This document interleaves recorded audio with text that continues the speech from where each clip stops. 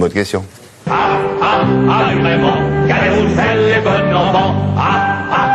Vraiment, Cadet-Roussel est bon enfant. Cadet-Roussel a 3 habits. Cadet-Roussel a 3 habits. 2 jaunes et l'autre en papier gris. 2 jaunes et l'autre. Alors on a aussi, on a la version en slam et en rap, mais bon, on va vous épargner ça avec Fred Gersal. Ce personnage, figurez-vous, a bel et bien existé. Si on vous en parle aujourd'hui, c'est qu'il est né, le vrai personnage, est né au mois d'avril 1743. Tiens, c'est le moment ou jamais de vous dire un mot sur lui. Pourquoi pas, Fred? Eh ben, c'était une bonne idée parce que, en fait, figurez-vous que ce personnage, comme vous le disiez, a vraiment existé. Il est né dans le Jura, à Orgelet. Il est le Orgelet. Orgelet, c'était une ville comme un forte, Orgelet. oui, comme un Orgelet. Tiens. Ça s'écrit O-R-G-E-L-E-T, effectivement. Et c'est une ancienne ville citadelle, une ville forte.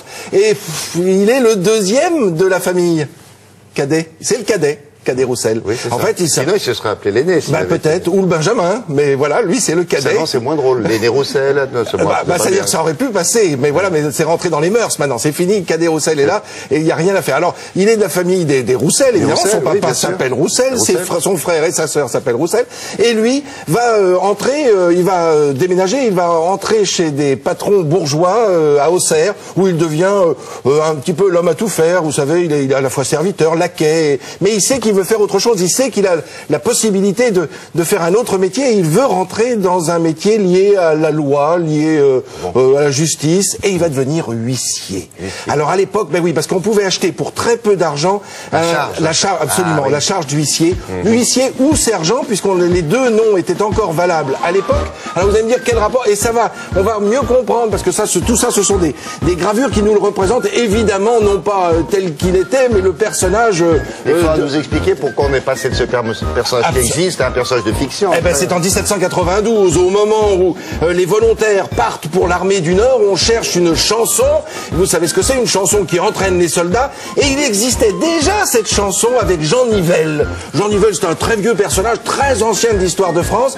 Et Jean Nivelle a été remplacé par Cadet-Roussel parce que dans la ville d'Auxerre, il a tellement marqué les gens par son excentricité, sa façon d'être drôle, sa façon de réaliser son métier d'huissier, qu'il est rentré dans les mœurs, et de son vivant, on a donné son nom à cette chanson militaire. C'était une volonté, vous voyez, ça scande énormément, et le but c'était...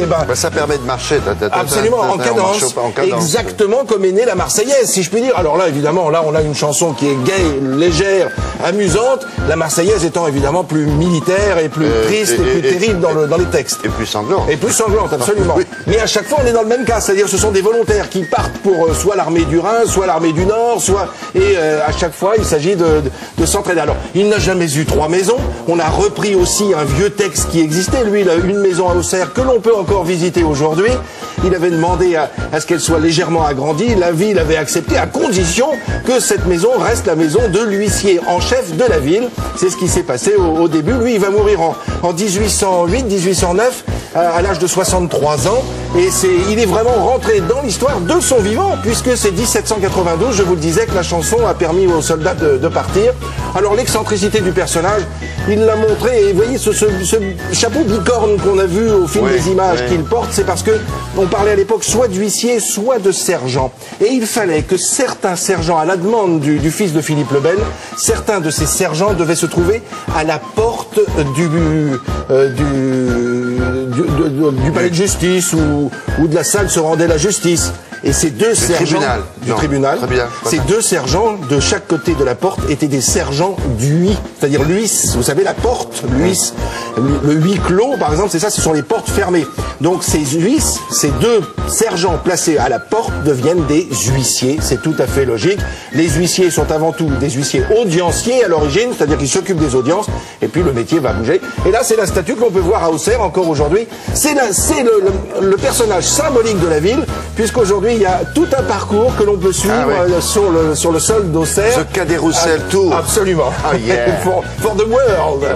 For the world. Donc voilà comment le personnage qui a existé est devenu un personnage de légende et de fiction et de chanson et de peinture et de musique, et dont on le retrouve partout. Merci beaucoup. Allez, je vous en prie. Bisous. Vous êtes très énervé ce matin. Bisous, à plus tard. Qu'est-ce qui s'est passé ce week-end? Comment? Qu'est-ce que tu as fait ce week-end? Qu'est-ce que je vous demande?